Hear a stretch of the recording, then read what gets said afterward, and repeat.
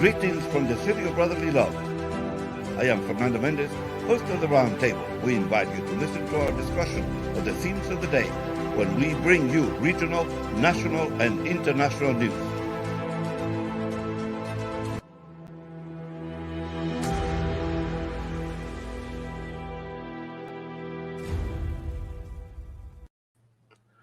Señores oyentes de USA la Radio, estamos aquí de nuevo con su programa La Mesa Redonda de Round Table.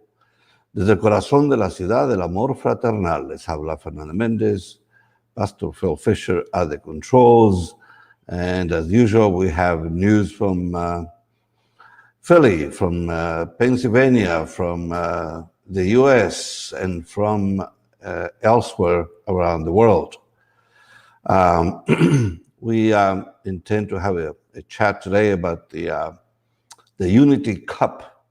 It's a soccer competition in Philadelphia that began under the auspices of Mayor Jim Kenney. And one of our friends, Bill Salvatore, has been involved from the start, and we were hoping to speak to him. So in the meantime, we'll wait for that. But speaking about soccer, news, big news for soccer aficionados.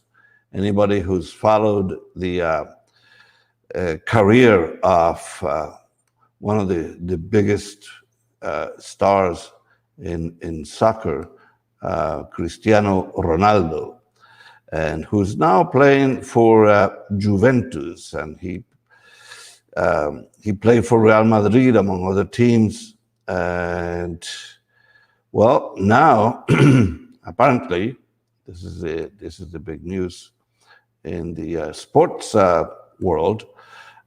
Cristiano Ronaldo is asking to be transferred from Juventus.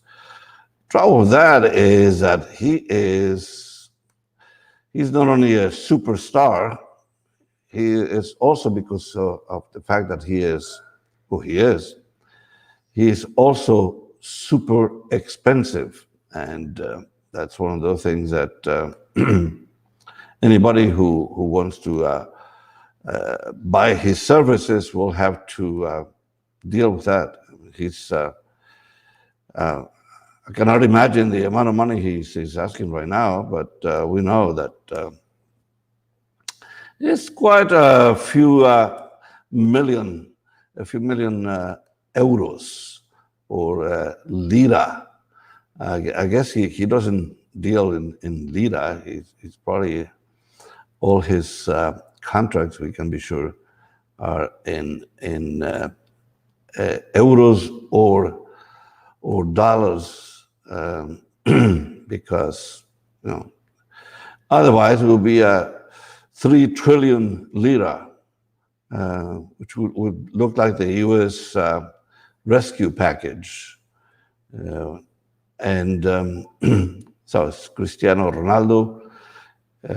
Again, the news is that he has formally asked Juventus, his team, for an exit, according to CBS Sports, from Fabrizio Romano from CBS Sports. Manchester City are preparing to make an official bid in the near future in hopes of the two sides coming to terms on an agreement. Manchester United are also interested in Ronaldo, according to this Fabrizio Romano. So, interesting news. We always like to keep you well informed about these things. It's possible that you're not much interested in that, but yes, more soccer news. Today, Philadelphia Parks and Recreation announced that proof of COVID-19 vaccination is required for in-person participation in the 2021 Blue Cross Broad Street Run. So we can be sure that for this Unity Cup also, there will be some precautions taken, maybe ask for vaccinations, maybe offer vaccinations to the participants. So this is the the Blue Cross, the street run in Philadelphia, the Broad Street Run. And so that's it's a 10-mile race and will take place on Sunday, October the 10th, 2021. Due to the recent rise in COVID-19 cases, this year's race will require proof of vaccination for all in-person runners and volunteers to ensure athletes' safety and promote public health. So all registered participants who want to run in person need to have the COVID-19 vaccination series completed by Sunday, September 26, 2021, 2 weeks before the race day. Proof of full vaccination will need to be provided to run organizers by Friday, October 8th, 2021. So those are important dates. Keep in mind, okay, Friday, October 8th is when you must submit proof of vaccination in order to take part in this Broad Street Run, which is a tradition in Philadelphia, very well attended. And so the people already registered.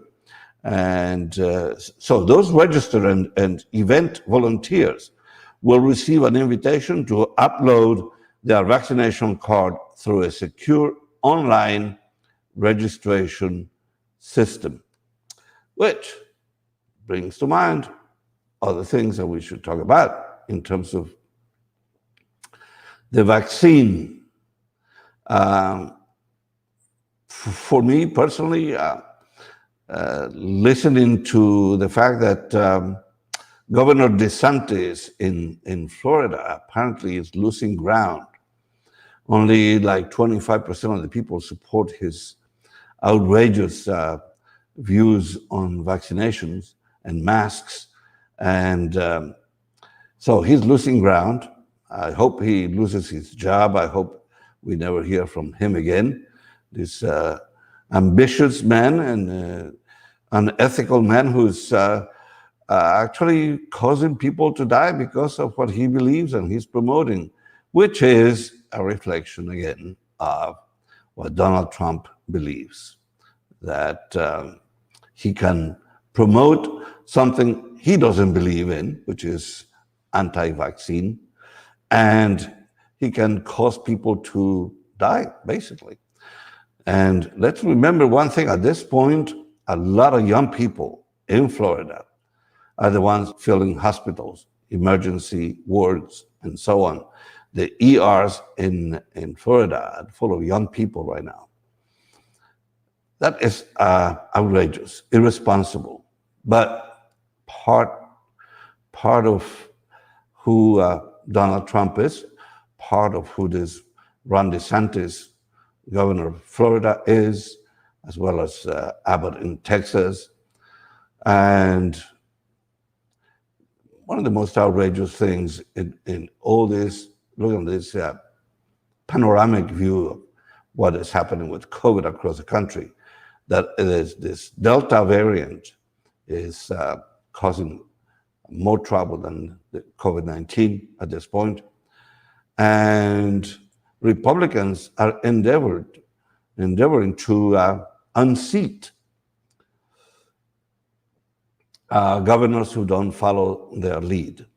And so right now they are persecuting the governor of California, and they are proposing changes in many other states to affect the outcome of elections. Very dangerous what they're doing right now.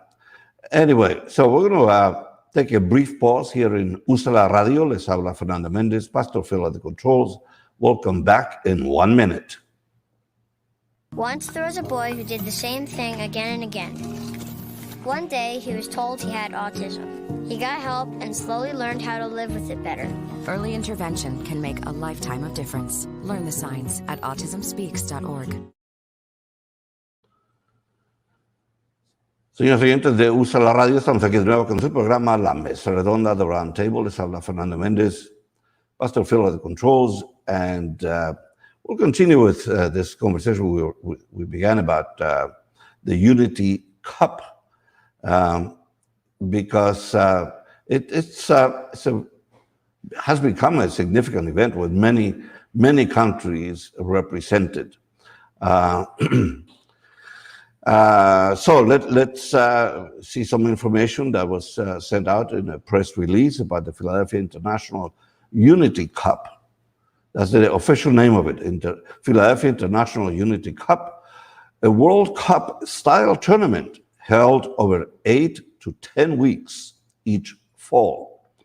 The Philadelphia International Unity Cup unites the city's neighborhoods and celebrates its diverse immigrant communities through soccer. The brainchild of Mayor Jim Kenney, the Unity Cup became an annual tradition after its successful inaugural year, and I remember that because we promoted it here in 2016, and when we began our broadcast in 2018, we invited Bill Salvatore to speak to us about this. Philadelphia Parks and Recreation, PPR, advances the prosperity of the city and the progress of its people through intentional and sustained stewardship of nearly 10,200 acres of public land and waterways, as well as through hundreds of safe, stimulating recreation, environmental, and cultural centers. So when sometimes we have a lot of negative things to say about our city. Just driving through the city, sometimes you say, why? Why do we have so many potholes? Why are so many streets of the city in such sad shape? One of the main arteries in the city that crosses from one end, from one river to the other, Lombard Street, for instance, was in a horrible state of disrepair with potholes everywhere. And all of a sudden, it's paved and it's sort of reason to celebrate. But here's one problem we have with the streets. As soon as they are fixed, paved, repaired, we are certain to see Philadelphia Electric Company or the gas company or some other entity break the pavement again and leave gaps. And so even streets that seem to be in better shape right now, it's a whole, they'll look like scars on every highway. Every street has these patches that obviously were improvised, were designed to cover a pothole left by other people, etc. So it's regrettable. I mean, the city, Center City, during the government of Rendell, and even during the government of John Street, Center City became a showpiece. And more recently, right before COVID, before the streets actually became totally broken, we were celebrating Philadelphia as an international city. You cannot have an international city if the streets are in such sad shape. All you can hear is people tourists who come and say, this is terrible. How can anybody put up with this situation? People from Boston were pointing out the sad state of our streets. People from Washington, certainly. Washington, the streets are always in good shape in Washington because I guess that's where the federal government is located, even though DC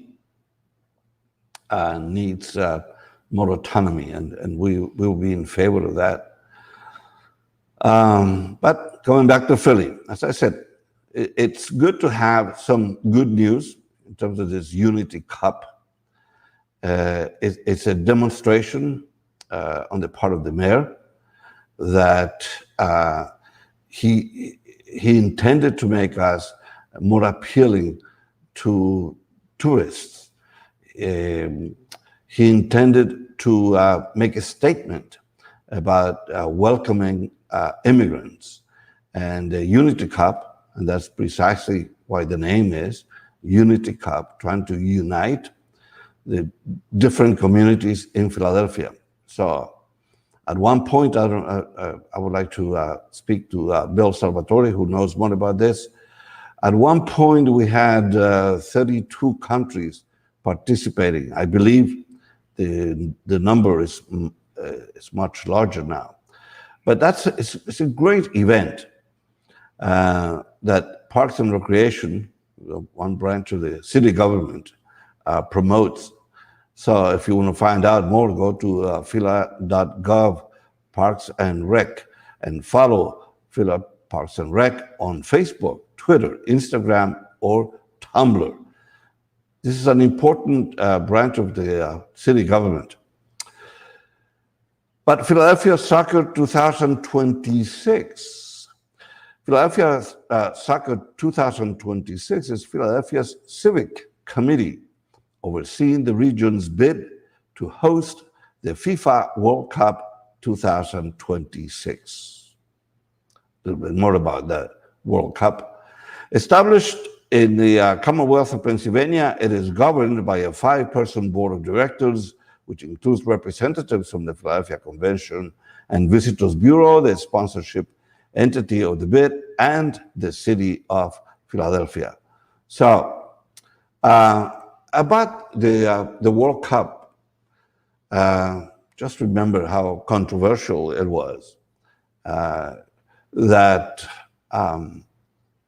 the corrupt organizers, the leaders of FIFA, some of those guys are already gone because of corruption, embezzlement, unethical behavior, etc.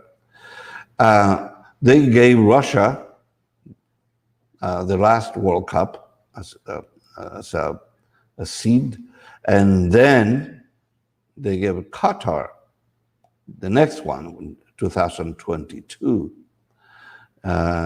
coming up soon. They gave it to Qatar, a country with no soccer culture.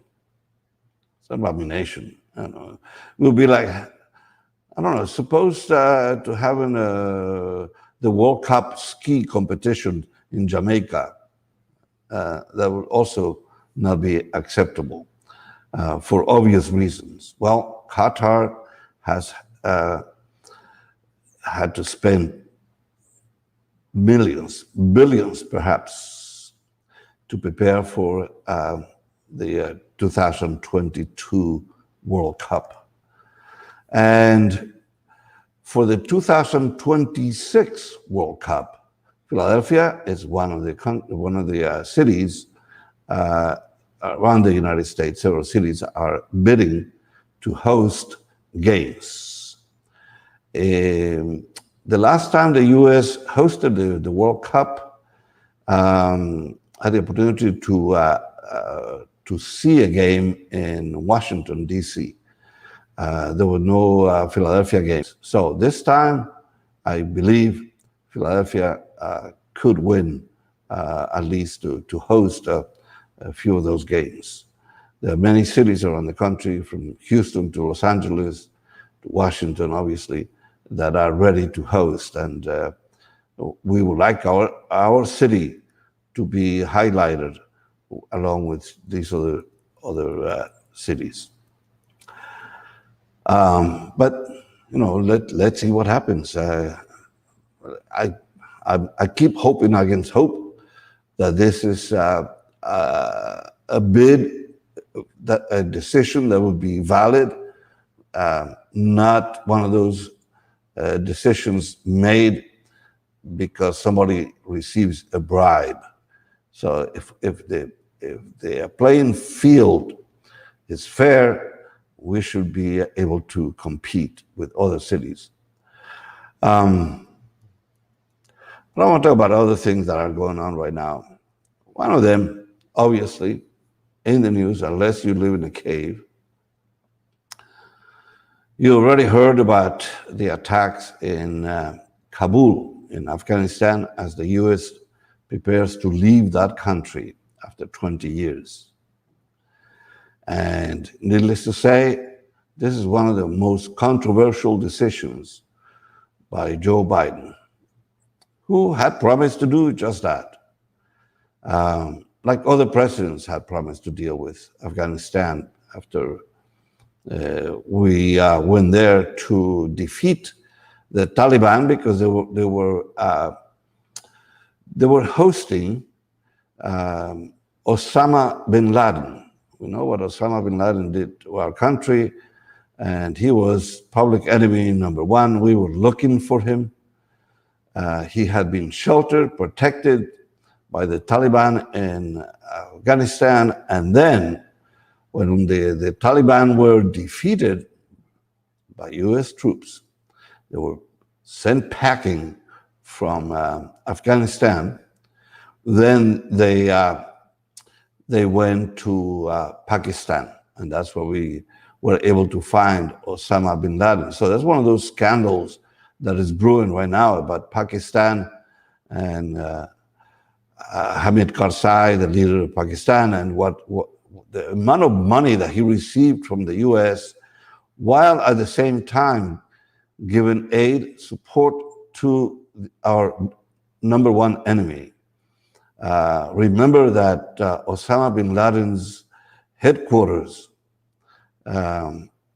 was, this house was not far from a military installation, a Pakistani military installation. So it was probably not a secret to the Pakistanis where Osama bin Laden was hiding.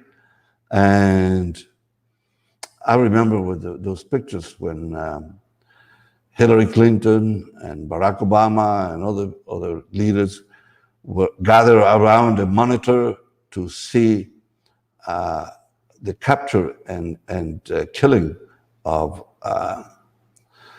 Osama bin Laden. And that was one of the few triumphs of the Obama administration in terms of foreign policy. Unfortunately, we know what happened later with other events. And we know that those things are sometimes irreversible, the damage done by the acceptance of the Pakistanis, of Osama bin Laden, the acceptance of the Taliban, and then what is coming out now, and there will be a discussion of that, I'm sure. We'll probably address that issue a little bit in another segment. It was an agreement between former President Trump, Mike Pompeo, his Secretary of State, with the Taliban when they set a deadline of May 1st to leave Afghanistan. That was a decision made by the Trump administration. It was carried out now by Biden, who extended the deadline from May to August, and now the deadline of August 31st is quickly approaching. And tragically, it looks like it reminds everybody who witnessed the Vietnam debacle.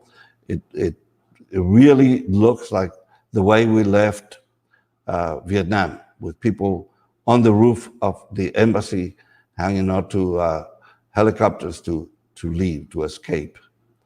So it's very tragic, and it's I'm sure there will be finger pointing in all directions. Well, amigos oyentes de Úsala Radio, we're going to take another brief pause here in our show, The Round Table. Pastor Phil at the controls, Fernando Méndez les habla en este momento. Regresamos en un minuto. Toma menos de un minuto saber si está usted en riesgo de padecer prediabetes. Puede averiguarlo aquí. Visite esta página. It takes less than 1 minute to find out if you may have prediabetes. You can do it here. but I get it. You're busy, and busy people can't have prediabetes. I read that wrong. They can, okay? Just go to the site.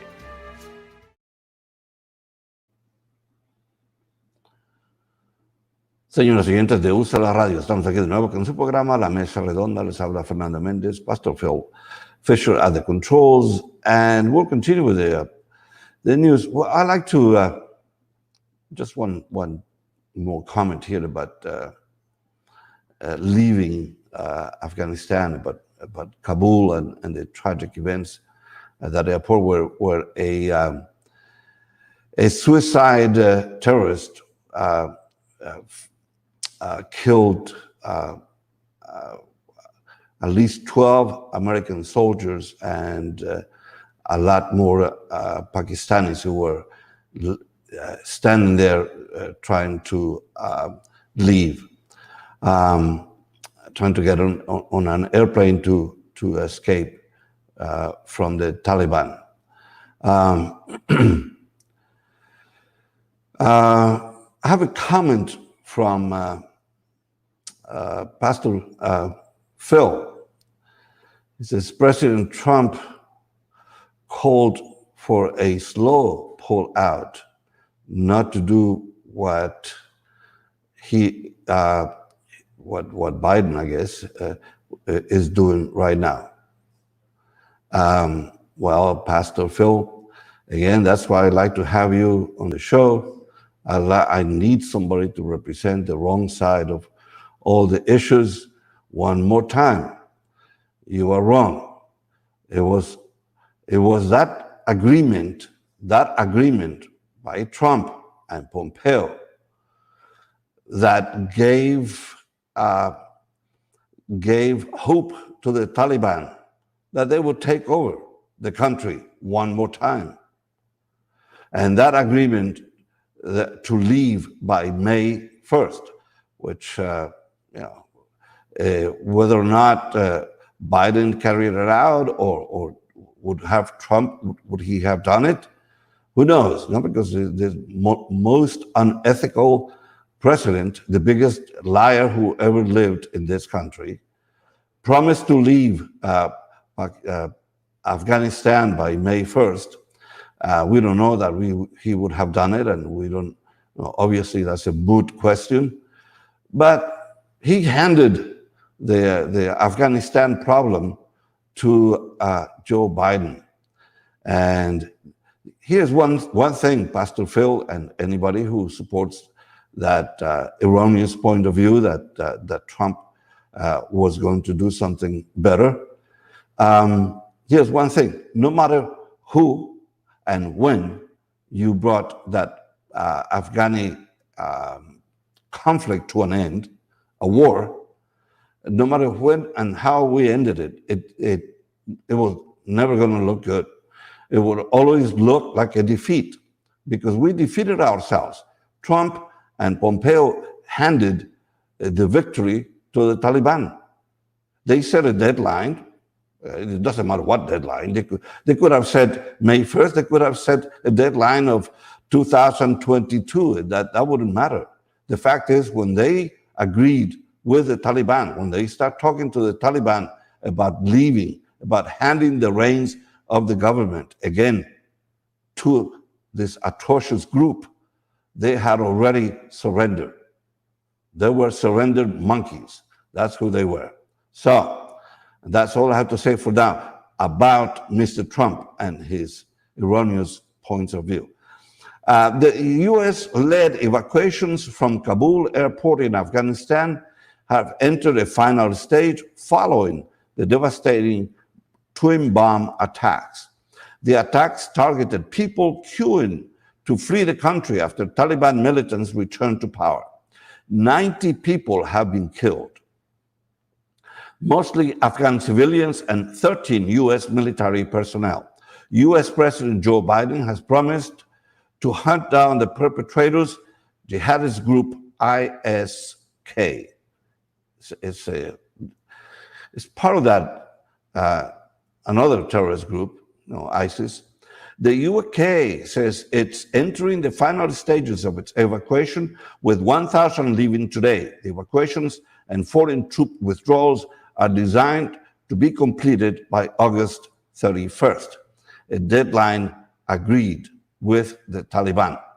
So that's what Biden managed to extend the deadline. The Taliban said they would not support another extension. And the ISIS terrorists, who are actually, they're not numerous in Afghanistan. There are not that many. There are some of them are disenchanted Taliban followers. And the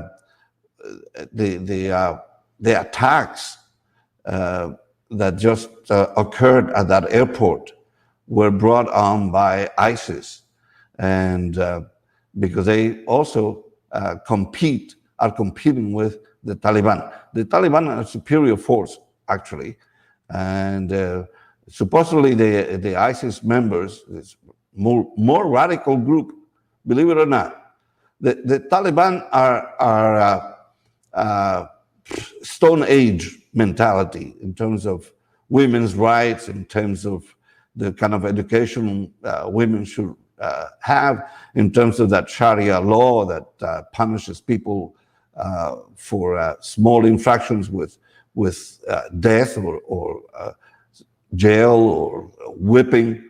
The Taliban are not conservative enough, according to some of these ISIS followers who are attacking them by now. So we cannot agree that the Taliban are better than ISIS, but it seems in the face of what ISIS is doing with these suicide bombers, we have to sort of think about the fact that it's possible. One radical group more radical than the other. And so one of the, it's a shame about Afghanistan. I mean, like nobody in his right mind can at this point say that what has been done there is sound policy. Nobody would agree that Biden and his Secretary of State, that they have done the right thing all along, but they didn't have that many options. They were handed a hot potato, and there was one thing to do here: either put in more troops. Imagine that.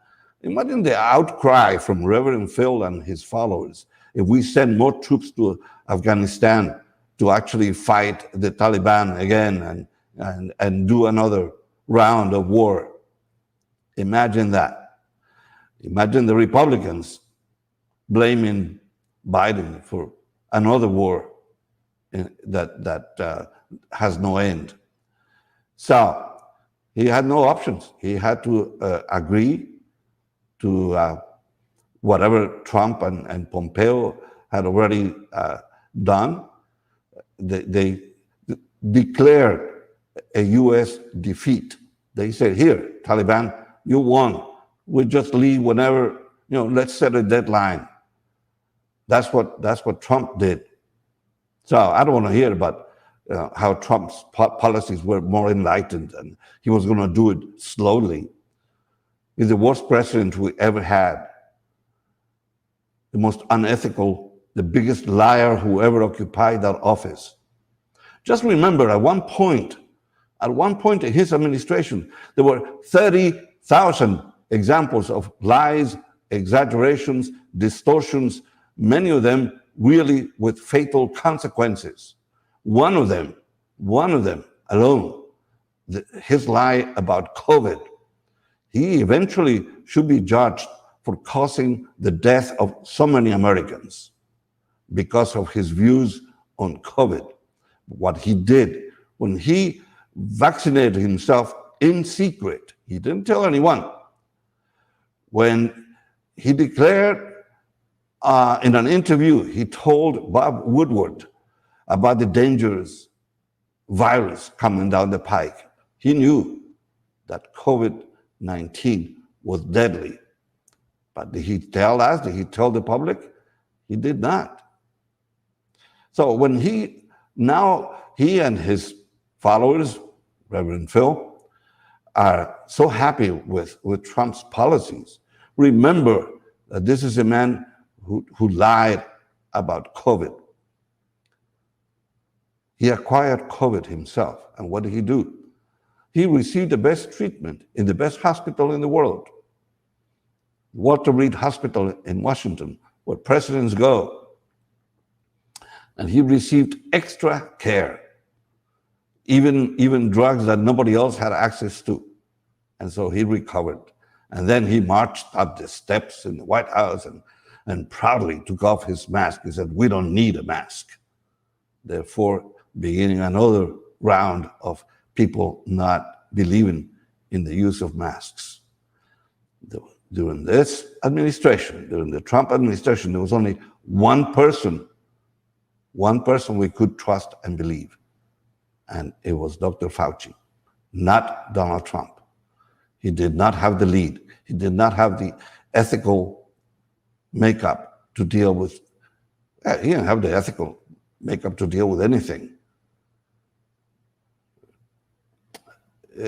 Sometime in history, I may not even be around. Many of us may not be around.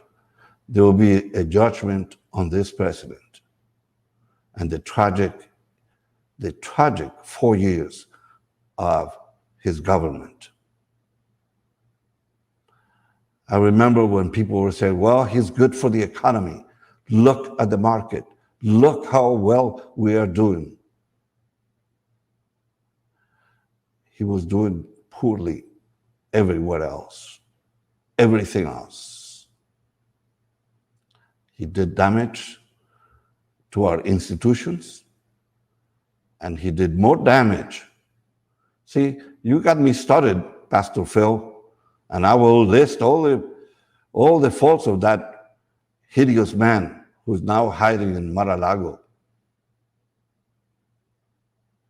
He did damage to all our institutions. The Justice Department, when he almost forced them to change the outcome of the election.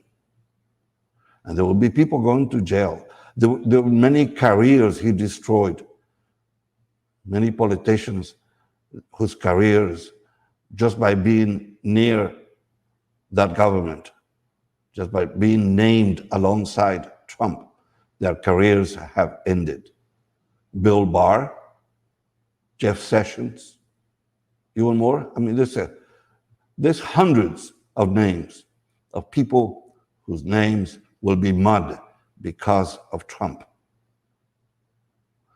And Trump and his family. Remember, there's another thing coming up.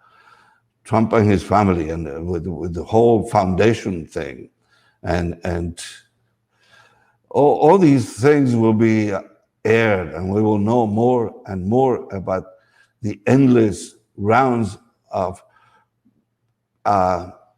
corrupt decisions, beginning with the fact that he paid a porno star money to keep silence.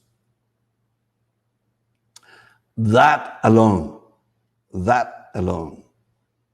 would have destroyed any precedent. But all these evangelicals, all these Christians, I don't know what happened to their conscience. I don't know what happened to their view of ethics and morality. What happened? All of a sudden, those views disappeared because they liked what Trump was doing on two fronts, the economy and immigration. Because let's remember, all these people are afraid of how the country is changing. Anyway, we're going to take another break here in Úsala Radio. Les habla Fernando Méndez. Phil Fisher at the control. Regresamos en un momento. Greetings from the city of brotherly love. I am Fernando Méndez, host of the Round Table. We invite you to listen to our discussion of the themes of the day when we bring you regional, national, and international news.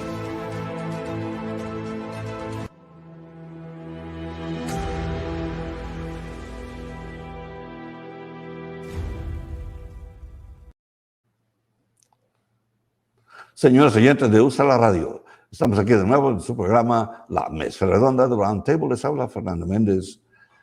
Pastor Phil at the controls, and once in a while throwing me some information that he thinks is relevant, but I shall ignore it.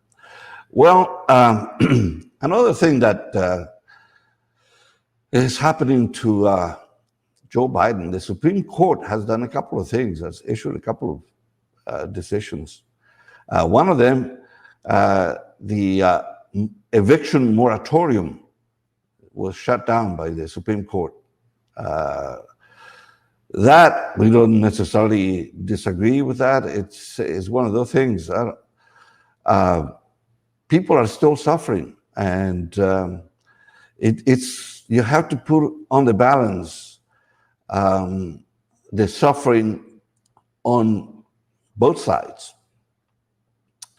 Think about this: the finances, the economy of people who own property that they rent, and the finances of people who live in those buildings, apartments, houses, and who lost their jobs, who are suffering because of COVID-19.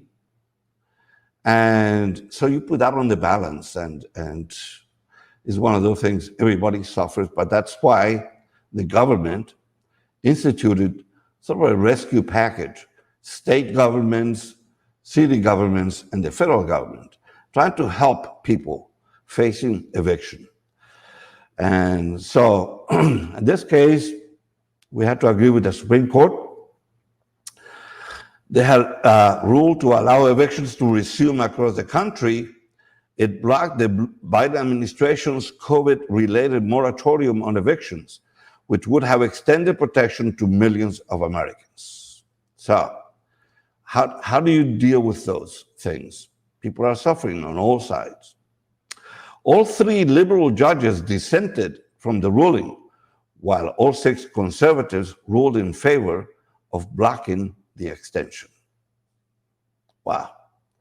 If a federally imposed eviction moratorium is to continue, Congress must specifically authorize it. That's what the court said in an opinion released on Thursday. Unsigned opinion, by the way. The Biden administration had argued that the moratorium was needed due to a spike in COVID cases. True that. People are suffering because of the Delta variant. The trajectory of the pandemic has since changed unexpectedly, dramatically, and for the worse, the Biden administration said in a brief. As of August 19, 2021, the 7-day average of daily new cases is 130,926, nearly a tenfold increase over the rate when the court ruled. But extension opponents said many landlords are arguing that they struggle with their mortgage repayments without regular rent money. And I know a lot of people who are going through that. People who own property, who invested, hoping to have a nest egg. They're not necessarily all like rich people. They're people like you and me, regular people who own a piece of property, and they rented it, and then here they are, not collecting the rent. In the meantime, obligated to pay a mortgage. So that's difficult. Families will face the painful impact of evictions, and communities across the country will face greater risk of exposure to COVID-19. That's what came out from the press secretary at the White House. Families will face the painful impact of evictions. And that is true. According to August U.S. Census Bureau data, 3.5 million Americans said they face eviction in the next 2 months. 3.5 million people are facing eviction. That is painful. Some states, such as New York and California, have extended their own moratoriums, while some judges said they would make use of eviction diversion programs to avoid people being made homeless. That's the one very sad thing of people facing homelessness.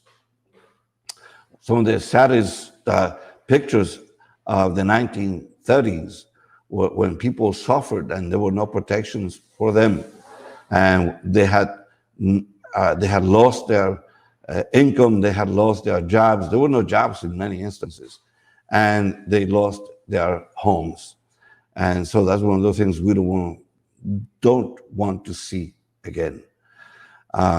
Very sad. So this is one case where government, the federal government, the state government, the city government must try to help people, and people who are facing poverty and dire situations. Remember one thing, some of the most innocent victims in all this are children. So, which brings back another subject, is as schools prepare to reopen under the threat of COVID and the Delta variant, they'll face the fact that many of the students in most districts will have to take precautions, masks, disinfectants, vaccinations required for the staff and the teachers and so on. Fortunately, teachers have accepted the vaccinations, and many of the organizations where teachers have gathered, they support vaccinations, they support mask mandates, but here's the point: no matter what decisions are made, it will be difficult, another difficult school year for students. Think about the fact that sports will also suffer because of this.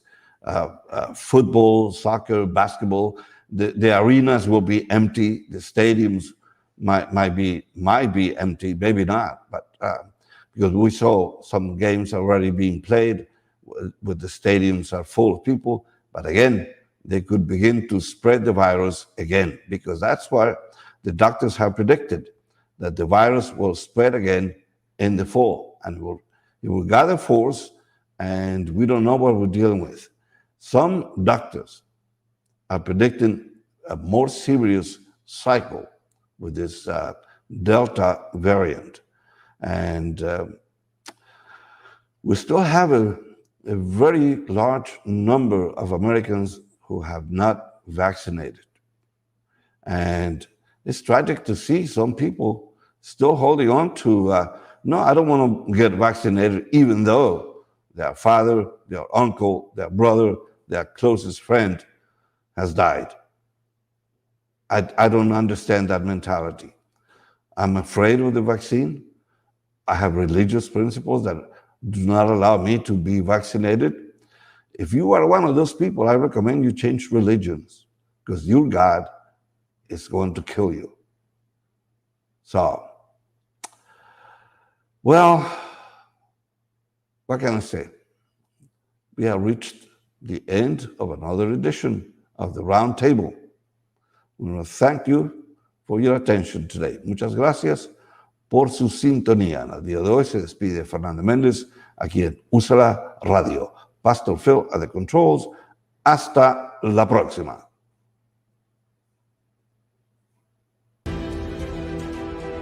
Greetings from the city of brotherly love. I am Fernando Méndez, host of the Round Table. We invite you to listen to our discussion of the themes of the day when we bring you regional, national, and international news.